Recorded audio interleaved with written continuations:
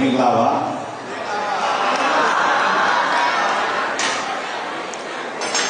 Zuget now we are Kim, Sean, and tomorrow Bunji, Mas Susanna, my she did a train my not another I'm not Suzy Lang, and never saw So, but first of all, I'd like to welcome Kim and Sean to our Myanmar community in New York. It is a great honor for all of us to receive you here in New York. We all are very delighted to looking forward to receiving or hearing your thoughts and your encouragement to the people of Myanmar, not only those who are present here, but also those who are watching us maybe in the later time on the social media. Your thoughts, your encouragement will be big things for the people of Myanmar. So we are looking forward to hear you. So welcome again to the Myanmar community in New York.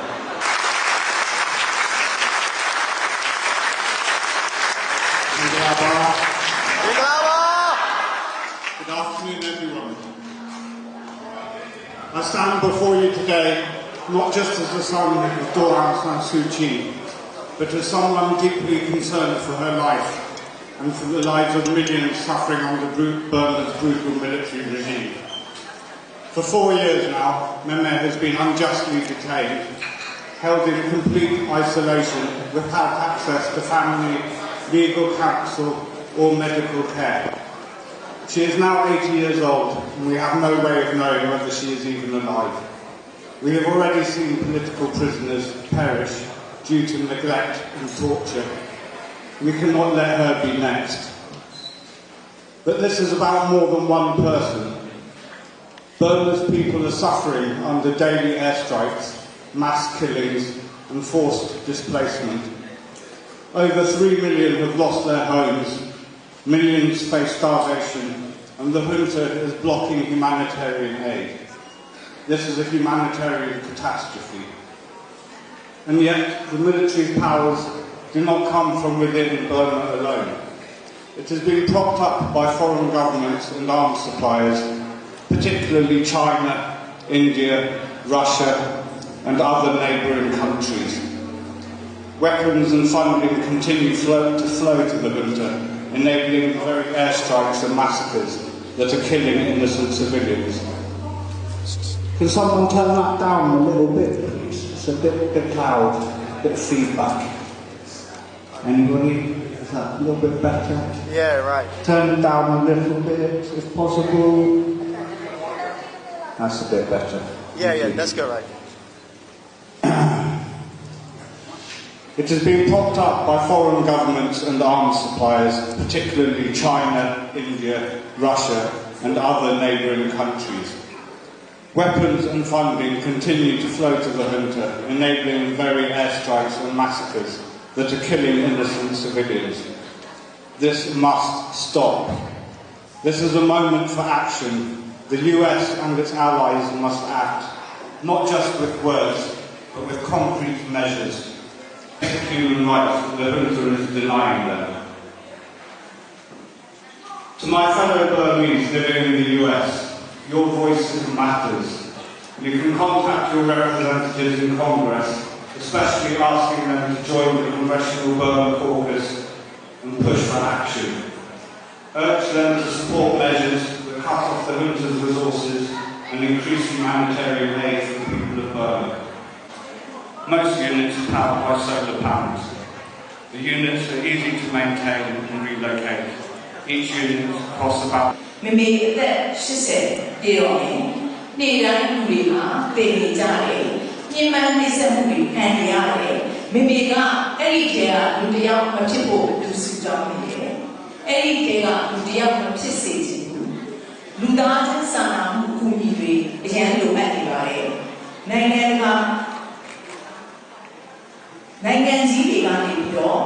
လက်နက်တွေအခြားသောထိရောက်တဲ့အကူအညီတွေကိုစစ်အာဏာရှင်ကိုပဲပေးနေကြတယ်။ရုရှားတရုတ်နဲ့အခြားအိမ်နီးနားချင်းနိုင်ငံတွေကလုပ်ရက်တွေကိုကျွန်တော်တို့ရပ်တန့်မှရမယ်။ကျွန်တော်တို့အတန်ကျကျလာတော့ထွက်မှရမယ်။လောင်စာဆီတွေနဲ့နိုင်ငံတွေမှာရှိတဲ့လူတွေကိုဒုက္ခပေးပြီးတော့ jet fuel တွေနဲ့လူတွေကိုတတ်နေကြတယ်။ဘုံကျဲနေကြတယ်။ဒီအတွက်စီးပွားရေးပိတ်ဆို့မှုတွေနဲ့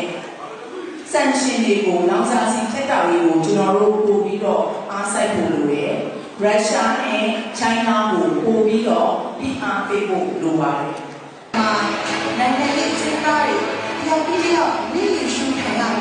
နေဝင်းတွေကနေတောက်ွယ်သွားတာတွေအများကြီးချိန်ပေါင်းများစွာအများကြီးဖြစ်နေပါတယ်။ဘယ်သူမှမသိလိုက်သေးတဲ့နိုင်ငံရေးစည်းကားတွေဖန်ခံရပြီးကျမတို့နေဝင်းတွေကနေအားလုံးရဲ့ဒီဘဝတွေကနေနေလူရှုပြီးတော့တောက်ွယ်သွားတာအများကြီးရှိပါတယ်။အဲ့ဒီထဲကလေးတော့မင်းမေကိုကျွန်တော်ဘလို့မှအဖြစ်မခံနိုင်ပါဘူး။မင်းမေကိုကျွန်တော်ရှိတဲ့အားနဲ့မိမိကိုဒီလိုမျိုးနေလူရှိပြီးတော့ကျွန်တော်မထားရတဲ့မိမိအများဆုံးလုပ်ရဖို့အတွက်ကိုကျွန်တော်ဒီ campaign ကိုစပြီးတော့လုပ်ဆောင်ဖြစ်ပါတယ်ရှင်။ Getting me here in the first place. The generosity and extraordinary welcome that you've given to me is, as I said, extraordinary, but it is not at all unexpected. Because one of the things I've experienced over the past few years is that the incredible generosity and courage of the Burmese people. I've experienced many examples of it, but the one that really stands out, after I was arrested on the 6th of February 2021, I was taken to this police station of Special Branch, and for 2 months I was just held in complete isolation, just in solitary, all on my own. Anyway, it was a horrible experience, right, just being completely on my own. Then finally, they decided, after 2 months, they decided to charge me with being a spy from MI6, I hasten to add. Anyway, because they charged me, they then moved me from Special Branch to the infamous inside prison. ထောင်ထဲမှာရှိနေတဲ့အချိန်မှာလေ2020ဖေဖော်ဝါရီလ6ရက်နေ့မှာသူ့ကိုအထူးတက်ပွဲကနေပြီးတော့ထားတာပေါ့နော်တိုက်ပိတ်ထားပေးပါတယ်။အဲ့ဒီနှစ်လစာတိုက်ပိတ်ပြီးတဲ့အခါမှာသူ့ကိုthe show လုပ်တယ်ပေါ့ spy လုပ်တယ်ဆိုပြီးတော့ကျောင်းထဲအဖြစ်ပေးတယ်။အဲ့ဒီအခါမှာအင်းစိန်ထောင်ကိုပေါ်သွားပါတယ်။အင်းစိန်ထောင်ရောက်တဲ့အခါမှာဒီထဲမှာအခမ်းအနားနဲ့တောင်ကြီးကအဆောင်ရောင်နေတဲ့ထဲကိုဝင်သွားတယ်။သူလည်းစိုးရိမ်စိတ်တွေတော့အများကြီးရှိပါတယ်။အဲ့ဒီလိုဝင်သွားတဲ့အချိန်မှာလေသူ့ကိုတီရှပ်ဝင်လာတဲ့လူငယ်ကြောက်ကနေသူ့ကိုလည်းတွေ့တဲ့အခါမှာရှောင်းမင်းလုံးစုံပြီးဘေးကင်းပြီးငါတို့ရှိတယ်ဘာမှမဝင်နဲ့တော့ဆိုပြီးတော့စပြီးတော့သူ့ကိုပြောပါတယ်။ပထမတော့အရင်စိုးရိမ်စိတ်တွေနဲ့ဖြစ်နေပြီနဲ့အဲ့ဒီလူငယ်ရဲ့စကားနဲ့နောက်ပိုင်းမှာဒီလမ်းမှာစိတ်ကိုတည်ငြိမ်သွားပါတယ်။အဲ့ဒီချိန်မှစလို့ဒီထောင်ထဲမှာအတူနေခဲ့တဲ့အချင်းသားတွေချင်းချင်းလူငယ်တွေကသူ့ကိုလုံးကျမှဆောက်ရှောက်ကြတာတွေ့ရပါတယ်။နောက်တစ်ခုကလည်းအစာပို့တဲ့အခါမှာအင်းစိတ်ထောင်ထဲမှာထောင်ဝါတာတွေကဘုံနေနဲ့အစာတွေပို့တဲ့အခါမှာဒီနေ့မှာပေါမုတ်ကိုယူလာပါတယ်။အဲ့ဒီပေါမုတ်ကဘာလို့ပို့လဲလို့မေးတော့ဒီထောင်ထဲကအခြားသောအချင်းသားတွေကရှောင်းမနိုင်ငံသားဖြစ်တဲ့အတွက်ခမင်းမစားနိုင်ပါဆိုလို့ပေါမုတ်ကလေးကိုသူတို့ရအောင်ရှာပြီးတော့ရှောင်းအတွက်ပေးရပါလို့ပြောပါတယ်။ဒီမကျန်မှာကျွန်တော်ခင်ဗျားတို့မြန်မာမျိုးတွေရဲ့စေတနာတရားထက်သန်ကိုဒီလောက်ဖက်ခဲကြတဲ့မှာကြားနိုင်တဲ့အတွက်သူမေးနိုင်အောင်ဖြစ်ရပါတယ်။နောက်တစ်ခုကတော့ဆန်းစုကြည်ကြောင့်ပြောပါတယ်။ဒီပြောမှာပထမဆုံးအင်းစိန်ခါကိုမရောက်ခင်မှာနေပြီးတော့မှသူတို့ကိုထောင်ကနေပြီးတော့တရားရုံးထုတ်ပါတယ်။တရားရုံးထုတ်တဲ့အခါမှာလေတော့သူ့ရဲ့တရားနဲ့သူ့ရဲ့အခြားလူတွေအတွက်ကိုကျင့်တာပြီးမှမလို့လေသူခံစားရပါတယ်။နေပြီးတော့မှရှိတဲ့အခါမှာအင်တန်မှပူပါတယ်။အဲ့လိုပူတဲ့အချိန်မှာလေ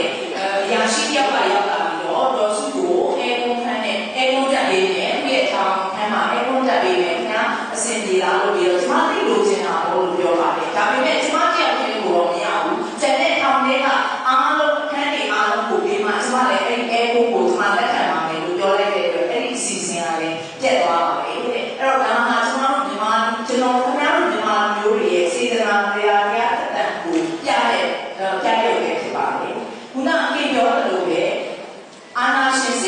စ်တပ်ရှိကိုငွေတွေလက်နဲ့တွေဝင်နေတယ်။ဒါကြောင့်မို့ဒီ American ပြောင်းစုကို Australia ကနေကျွန်တော်လာရတဲ့ဒီရဲ့ချက်ကလည်းအဲ့ဒီအတွက်ပဲဖြစ်ပါတယ်။ American ဆိုရကိုစစ်လက်နဲ့တွေနဲ့ဆက်ပြီးတော့လူတွေကိုတတ်နေတဲ့ဟာကိုတားဆီးဖို့အတွက်အရေးယူပိတ်ဆို့မှုတွေဒီချက်ကပိုလုပ်နိုင်ဖို့အတွက်ကျွန်တော်နီးလန်းချဖို့ရောက်လာတာဖြစ်ပါတယ်။အဲ့ဒီဆက်ပြီးတော့ကြိုးစားပါဦးမယ်။မြန်မာ economic ဘဏ်ကို sanction လုပ်ဖို့အတွက်လည်းဒီမှာပြင်းပြင်းနဲ့ပို့ပြီးတော့လုပ်နိုင်ဖို့အတွက်လည်းကြိုးစားမှာဖြစ်ပါတယ်။အဓိကကတော့စစ်အာဏာရှင်စီကိုနိုင်ငံသားတွေမစည်းမစီစဉ်နဲ့တကယ်လိုအပ်နေတဲ့ပြည်သူတွေရှိကိုဆက်လုပ်တဲ့အချိန်မှာအမေစုရဲ့ဘယ်လိုမျိုးစိတ်ထားကောင်းပြီးတော့ဘယ်လိုမျိုးတရားတရားဖတ်တန်လဲဆိုတာကိုသူအမြဲတမ်းတွေ့နေရတာပေါ့နော်။ဒါပေမဲ့သူဒီခုလိုမျိုးထောင်ကျသွားတဲ့အချိန်မှာသူအအောင်အောင်လို့ဒီမြန်မာပြည်သူပြည်သားတွေကဒီမေစုကိုစံထားပြီးတော့မေစုလို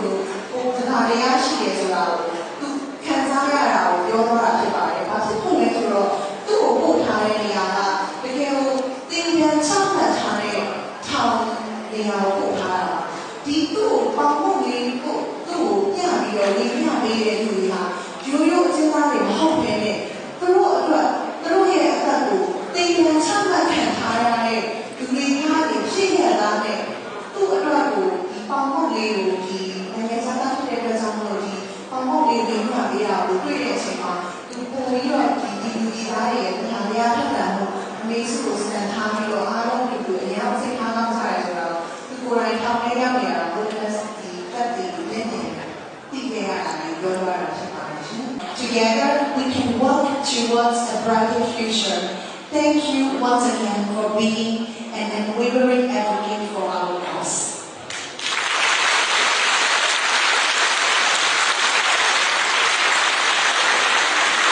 ဆရာမပဲစိတ်ကနာတယ်ဆိုတော့ကျွန်မခရစ်စိတ်ကနာဆိုတော့နည်းနည်းခရစ်စိတ်ဟုတ်တယ်ကျွန်မမြန်မာနိုင်ငံကလာပါတယ်နော်ဆိုတော့ကျွန်မကြောင်းပြောရလို့ရှိရင်တော့တချို့ကတော့တိမှာကျွန်မ2015မှာလွတ်တော်ကိုယ်စားလှယ်ဖြစ်ရွေးကောက်ခံရပြီးတော့9နှစ်ကြာဒီ ပါလီမန်မှာပေါ့နော်လွှတ်တော်မှာတာဝန်ထမ်းဆောင်တယ်အဲ့တော့လည်းရှောင်းလို့နဲ့အများကြီးဒါမြန်မာနိုင်ငံတိုးတက်မှုအတွက်ဆွေးနွေးတာတွေလွှတ်တော်မှာဥပဒေပြုတာတွေအထူးတွဲပြီးတော့လုပ်ရဲ့အဲ့တော့ကတော့အင်တာနက်မြန်မာနိုင်ငံကြီးပေါ့နော်ဒီ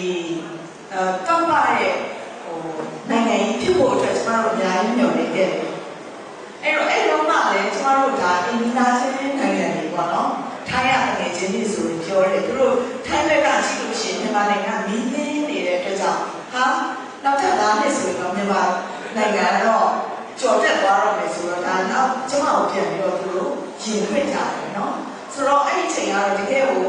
ပြောမယ်ဆိုတော့ရွှေရောင်ကောက်ပါတဲ့အချိန်ပေါ့နော်ဒီနဲ့တွေ့တယ်အဲ့တော့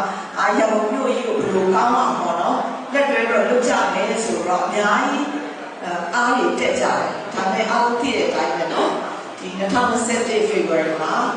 ဒီအာဏာသိမ်းတဲ့အတွက်ကြောင့်ကျမတို့အားလုံးနော်ရွေးကောက်ခံနေအကုန်လုံးပေါ့နော်ကိုတချို့အခမ်းခံရတယ်တချို့လာလည်းကြေးကြကျမကတော့တလလောက်ထိဆန္ဒပြပေးတယ်အဲ့လိုကတော့ဟိုစားပေါ့နော်ကျမတို့ဆန္ဒ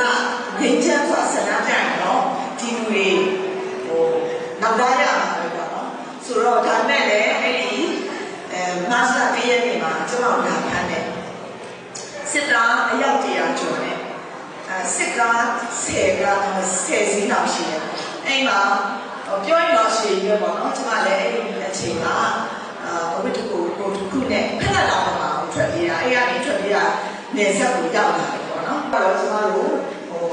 KNL စခန်းပေါ့နော်အဲ့မှာပြည်နယ်နေလို့တော့ကျွန်မပြည်နယ်သွားပေးရတယ်နော်ဆိုတော့သူတို့ရဲ့အကျိုးဆက်တွေတော့ရှိရပါလိမ့်ဘယ်တော့ချင်းနေကျွန်မတချို့ပါလေဆိုတော့ဒီဘယ်တော့ချင်းပေါ်မှာအဲ့လိုမျိုးလေးစင်လေးတွေအဲ့ဒါစနစ်တင်ပြီးတော့ပြစ်တာပညာအဲ့ဒါရေးပေါ်လေးရှင်းကြတယ်ဒါပေမဲ့ခုကျွန်တော်တို့အောင်မြင်ဖြစ်သွားတယ်ပြီးတော့အရင်ကနေတော့အရင်ယူသွားတာလည်းဒိုးယူပါမယ်ဘာမှမရှိတော့ဘူးเนาะအရင်ကဆိုစကန်တွေရှိတော့ကျွန်တော်တို့သွားလို့မရဘူးเนาะအဲ့မှာကျွန်မအင်မတန်မှာเนาะဟိုရင်ထဲမှာမမေ့တဲ့အခါပေါ့နော်ကျွန်မဒီတန်နေထောက်ချောက်ကိုတက်တဲ့အခါမှာကရင်ပြည်နယ်ကိုကျော်တဲ့အခါမှာကရင်လန်လေးကိုချပြီးတော့ကရင်လန်လေးကိုထောက်ပြီးတော့ဆက်သွားတယ်အဲ့ကျွန်မရဲ့ငှားထားတဲ့ပြည်လာပေါ့နော်ဆိုတော့အော်ဒါ Federal ရဲ့အစပေါ့နော်ကျွန်တော်တို့ Federal ဆိုရင်အားလုံးဒီကိုယ့်ရဲ့အုပ်ချုပ်မှုနဲ့လွတ်လပ်တဲ့နော်ဒီလိုမျိုးကုလူဆက်ဆံသွားလာနိုင်ရတယ်ဒါဆိုလို့ရှိရင်ကျမတို့အင်မတန်မှကောင်းမွန်တဲ့model ဖြစ်ပါတယ်အခုကျမတို့ဒီ UN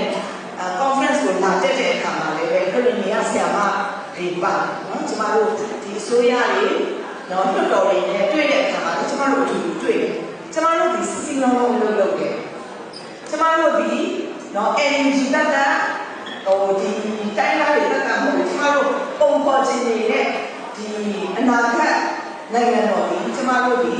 လွတ်လပ်ပြီးတော့တရားမျှတတဲ့ Federal Democracy တရားစုကိုသွားမယ်ဆိုတာကျမတို့ပေါ်ပြနေတယ်။ဆက်လို့ရှိရတဲ့ကိုမေးလို့ရှိနေတဲ့ထောင်ပြောရမယ်။ဒီလိုပဲတော့ဆိုတော့ရှင်းတော့ရှိရတော့ဒီဖြစ်ပါလေ။ဘယ်လိုရှိပါလဲ။ဒါကဆက်စပ်ပြီးပါလေ။ဒီမှာပါလေ။ကဲသူတို့ရဲ့ကဲသူရှိရတော့ဒါကဆက်စပ်ပြီးဖြစ်ပါလေ။ရှင်းတော့ရှိရတဲ့ကဲသူတို့ကဆိုရင်က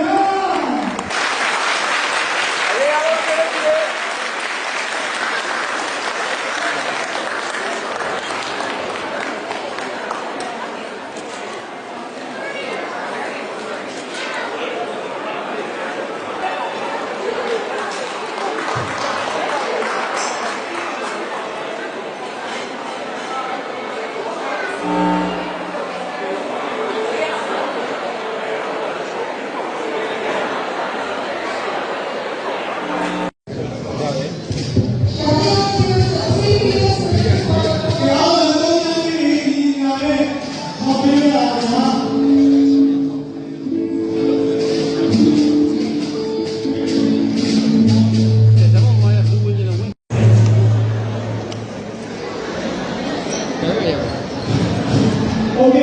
itu yang kamu mengenal sesuatu. Itu kamu jadi orang sesuatu. Itu jadi orang sesuatu. Nasolah dan karena